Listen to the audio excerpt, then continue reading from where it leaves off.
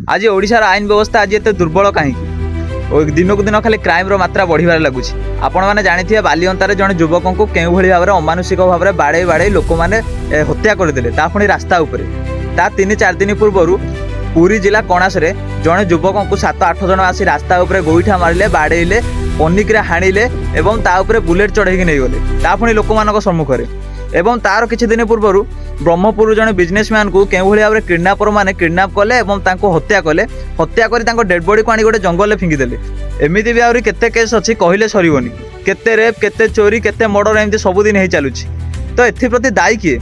आ सरकार एप्रति ध्यान देवार आवश्यक रोचे। यदि क्राइम खाली दिन को दिन घटो चोरी रेप मर्डर हम ताले साधारण लोक रास्तार चलने भय करेंगे कहीं रास्ता उपर भी आज ये घटना घटी जाऊँगी मर्डर हो जाऊँगी रेप हो जाऊँगी चोरी हो जाऊँगी रास्ता उपर। जदि रास्ता उपर मर्डर हम ताले साधारण लोक रास्तार चलने भय करेंगे।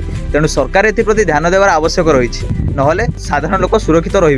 ये ओडिशा ना बांग्लादेश? बांग्लादेश लोक मानक भाव हत्या कराए किंतु आज गोटे शांतिप्रिय राज्य ओडिशा गोटे शांतर राज्य कहुए से राज्य भी आज ये भाव में बांग्लादेश भाई आज लोक मानक हत्या करा जाउछि। एथिपाई दायी के आपण माने कमेंट रे कोन रहिली। जय श्री राम।